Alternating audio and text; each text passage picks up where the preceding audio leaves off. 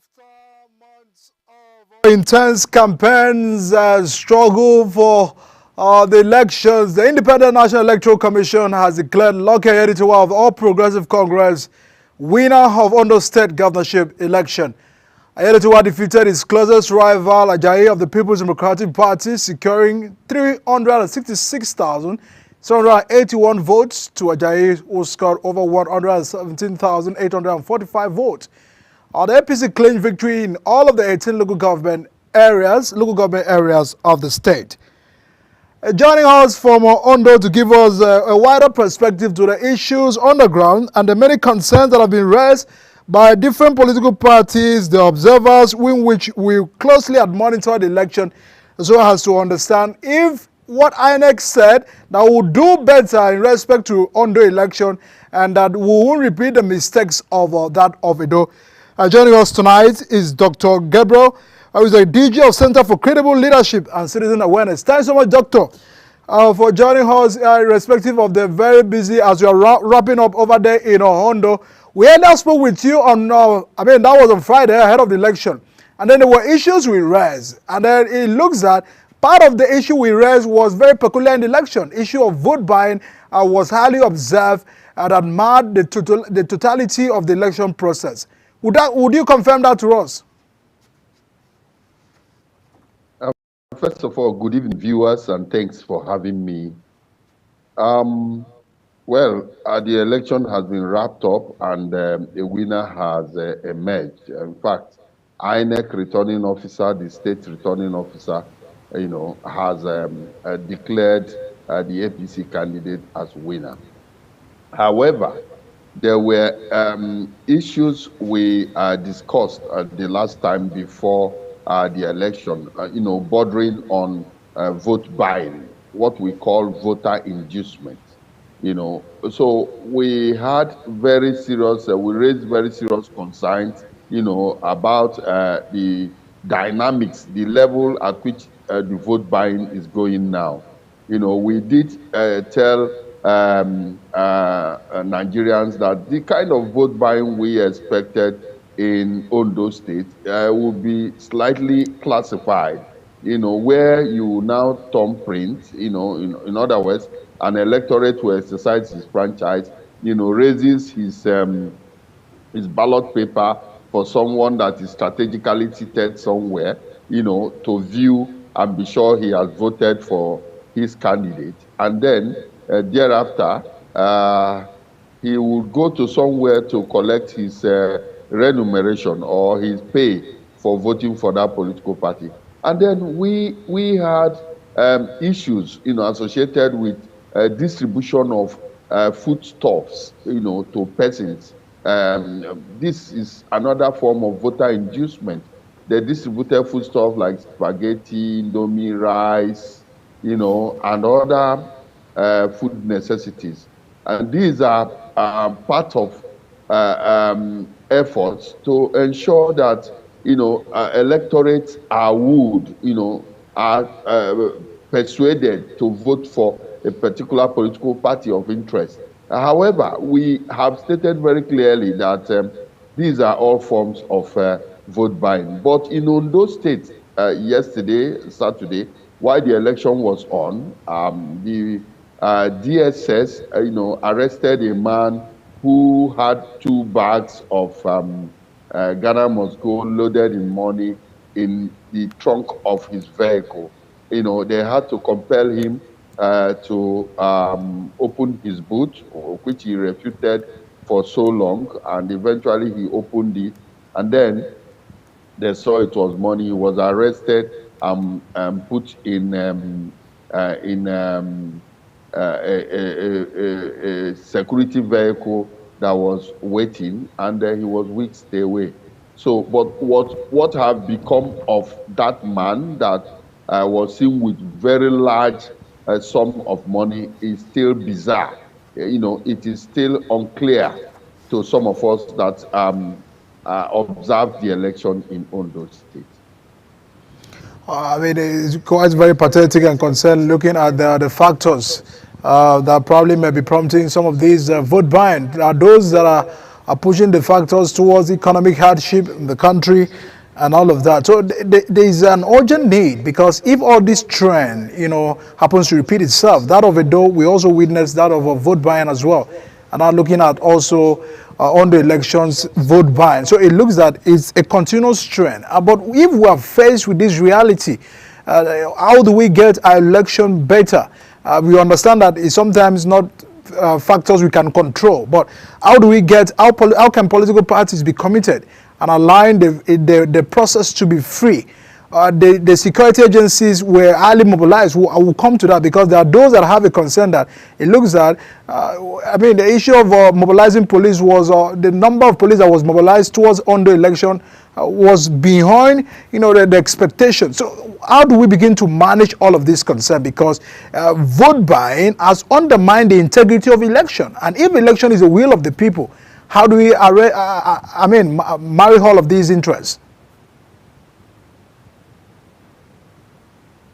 Yeah, you see, vote buying, in fact, what is happening in Nigeria is highly regrettable. Vote buying, has increased exponentially, because of the hardship in the country, because of the economic quagmire for which the nation has found itself. So a lot of citizenry, you have the youths that are largely unemployed, the youths that are very capable and fit, there are nothing for them to do. And most of them are loitering the street and ready to embrace any little sum of money that is available that comes from anywhere. So part of the predicament we have right now is that the level of hardship is really, really high. People can barely, feed even once a day. Everything is expensive, So you find out that we have a lot of factors. There are parameters, that are bedeviling or affecting this call to stop vote buying. Somebody that is so hungry will tell you he wants to eat first of all. It is when he eats, he will know whether if he survives to tomorrow, he will now, tomorrow will take care of himself. So you see that some of the political elites, poverty is a tool. Would 5,000 take them for more than 4 years? Is that a projection? No, you see, these people that are hungry do not care about the 4 years. They are not interested. They know that these politicians, they don't even see them, maybe after now, they might not see them again. The next time they will see them probably is after 4 years. But if you divide 5,000 naira, probably there is sum of money that will be issued to somebody to sell his vote as an inducement. You find out that it's divided with 366 days, multiplied by 4, you find out that it is clearly not something to talk about at all. But here we are on realities. Let's remove the academia, the academics. Let's face reality. This is Nigeria. The average Nigerian wants to work hard. The average Nigerian is not lazy. The average youth is not lazy. They want to work. They want to do something meaningful. But what do we have here? The circumstances, the economy. Is it somebody that is probably a barber that needs fuel PMS to power his little generator? I pass my neighbor to do haircuts and all that. How much money would he charge? How much money would he buy the premium motor spirit to be able to power his generator to do that and get returns? Can he break even in a country where, majority of the companies that are, even the pharmaceutical companies, most of them have winded up and they've gone back to some other even African countries that are even perceived to be less than Nigeria. But the economic environment there is more conducive. So you see that the youth, the working class in Nigeria is greatly and greatly impoverished. I did mention that poverty is a weapon. It has been weaponized now. In fact, some of the political elites feel happy about the present circumstance in the country because when people are so pauperized, they will be tempted when you give them a little money, they will be tempted to do what they ordinarily wouldn't want to do because of the level of poverty. But there are some persons that have some willpower, like in Anambra State, where the women have come together in the previous election about 3 years ago. They came together and said that they are not accepting any sort, any rights, any monies from anybody. Anybody who wants to perpetrate vote buying in Anambra State should better take it back. That their own indices, for measurement is the level of performance, is the level at which the politician or the person who has occupied government public office has performed. What has he brought to the people that would help to boost the economy, in the state, as it were? Did you tar the roads? Did you make the environment stable? Those who want to go into farming, is the farm safe so that somebody will not come and decapitate their body and kill them when they go to the farm because that person feels is superior to every other race? That person has cattle to eat up every person's farm product, and nothing happens to them, such people. And they wear some dangerous weapons, and then they can even sack villages, and they will keep having IDPs all over. Is that the kind of country that would say it has provided the requisite enablement for the youths to be gainfully employed? No. So when you are analyzing the vote buying, you make it more robust so that it will be more result oriented and it will be more effective to yield the positive, the requisite impact that is required. I mean, let me take you towards issues that have been raised concerning the very low turnout of the election. It also looks that there was a projection of over 2 million voters, that registered. Looking at the result coming out, the winner having over 300,000 as a vote to win, and out of PDP having securing over 1,000 plus. There are those that are having a concern. It looks that there are factors that probably had pushed the number to be very low in respect to the low turnout of the election. Because when you look at the preliminary situations, there was no issues of insecurity, there was no issue of threat, there was no issue of that. The tension and the atmosphere was not that so much of hard compared to that of Edo. What were the causes? Can you also confirm that it was a low turnout election? Thank you so much. Generally, in Nigeria, voter turnout has been on the decrease, because the electorate progressively seem to be losing interest in the system of the electoral management body. What is happening now is that the electorate seem not to have confidence. They feel that the result will be manipulated. But in Ondo State, as it were, the election that took place yesterday, was one of the best elections, Nigerian has ever had. Apart from the vote buying, which is a reoccurring decimal in the Nigerian political space. We also had very transparent election. Election results were sent from the polling unit level, that is the Form EC8A, that is the result sheet, the code number for the result sheet in the polling unit, were published in the INEC viewing IREV, so people were able to see this result online, real time, and were able to make proper assertions about these elections. And these is a significant improvement from what we had in Edo State. Although Edo State has its own peculiarities, because that day there was a very serious downpour that flooded the entire state, and was a major reason for which most of the uploading came very late. But here in Ondo State, we can say that this election was transparent. It was free, it was fair.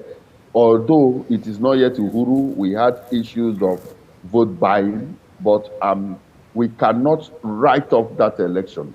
We cannot say because there were pockets of vote buying, therefore the election is not credible. No, the Ondo State election, governorship election that took place on the 16th of November 2024, for us, is a transparent election, it's a free election, it's a fair election. In short, INEC has performed optimally as it affects, distribution of materials, as it affects the BVAS technology, uploading and authenticating candidates, to be able to exercise their franchise. The BVAS technology has been able to perform optimally, So what are we saying?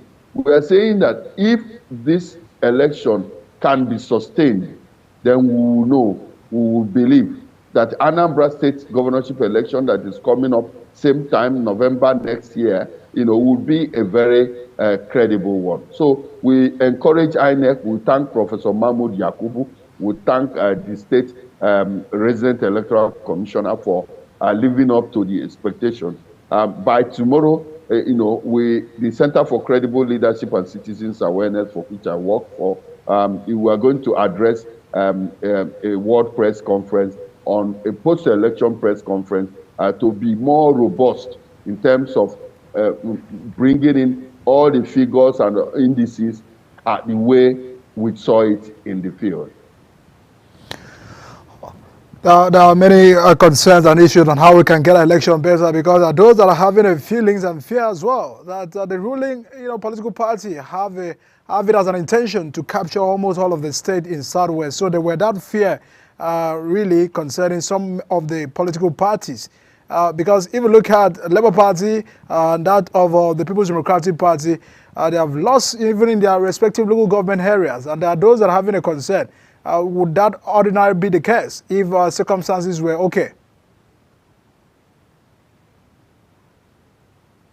You see, what we have in Nigeria, the kind of politics we have in Nigeria differs greatly to the kind of politics we see in some other countries we try to emulate in terms of democracy.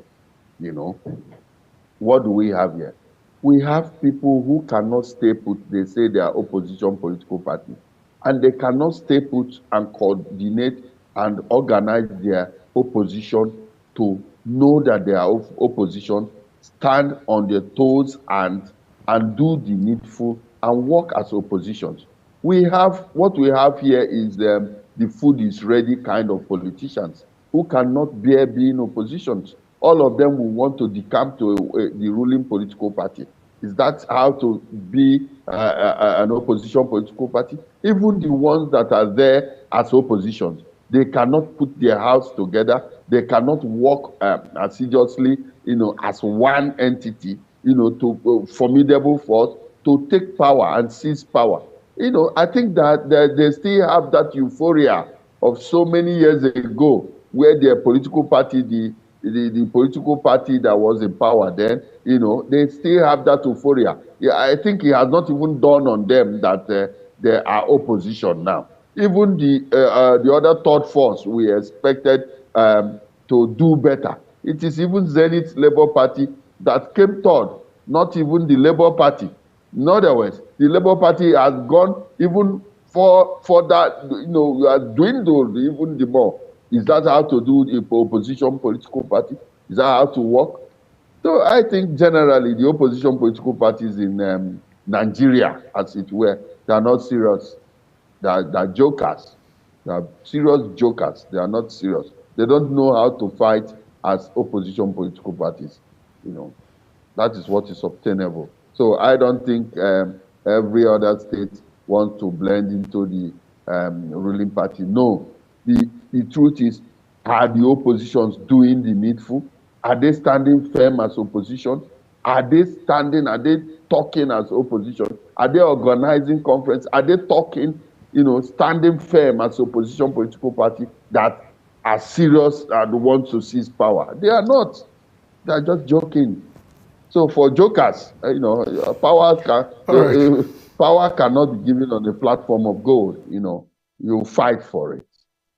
That's Dr. Gabriel advising the political parties to intensify their fight. But I mean, civil society also have a role in respect to, voter education, because the level of awareness is that INEC just write names of winners and there is not election anymore. So INEC and everyone have a whole role to play in respect to correcting these intentions by some Nigerians.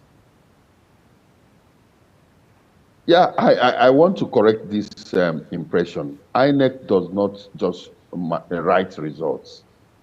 INEC collates results from the polling unit level to the ward level, to the local government level, to the state level. That is how INEC works. For people who feel that INEC will just sit down and falsify figures and then declare somebody, I don't think that is obtainable. That is the mindset they have.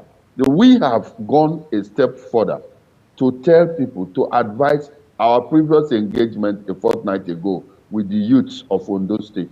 One of the workshops organized by the Center for Credible Leadership. We did tell them that, you see, your vote is your power. Do not feel that anybody, there is an extent you can support and vote for a popular candidate, nobody can rig it. There is an extent you vote for a particular popular candidate and stand there to protect your vote, protect your vote. It will be impossible to rig. So the people that are perpetrating issues like maybe manipulation of election results, as the case may be, are also scared. They're also afraid because they know that they are doing, something that is not legal, it's not lawful. So, but it is the determination of the electorate. It is the determination of the candidates, the political parties, to ensure that they do the needful, that they stand, vote, and protect their vote, follow the vote from all the level as it moves from the polling unit. That is what determines the success or failure of election. So I want to correct it. INEC does not just write results. I've not seen that before. Any INEC official that have perpetrated electoral-related violence and it was open had gone to jail. We had professors even in Akwa Ibom that have gone to jail. You have EOs in Rivers State that have also gone to jail because they perpetrated electoral manipulations, electoral result manipulations. So what are you saying? INEC is a body that tries to sanitize its workforce as much as... Thank you, Dr. Gabriel. Thank you, Dr. Gabriel Wabo. That was just on the flip side, the concern about how we can get the democratic principles and electoral integrity right. Thanks so much for giving us some of these observations. When you are back to Abuja, we'll have you again so you can give us more light on that election. Thank you so much, and a safe journey back home. Thanks for having me. Good evening. All right. We now turn our attention to speak with the candidates of AFC. Kunle Ajayi will be joining us as well to give us a perspective towards the election, the aftermath of election, the still reaction concerning the Ondo concluded off-cycle elections. We'll go on a very quick break right away, everyone. And once we return from the break, we'll be speaking with him. Do stay with us on the program.